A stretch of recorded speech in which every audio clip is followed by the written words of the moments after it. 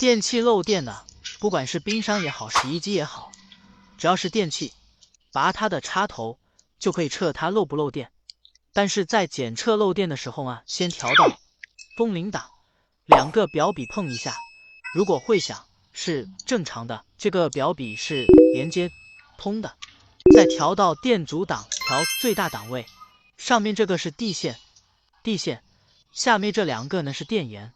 我们直接测的时候，如果它是显示无穷大，那证明它不漏电；那如果它显示有阻值，但是它大于0.5兆欧，那它是不漏电的。大于0.5兆欧是不漏电的。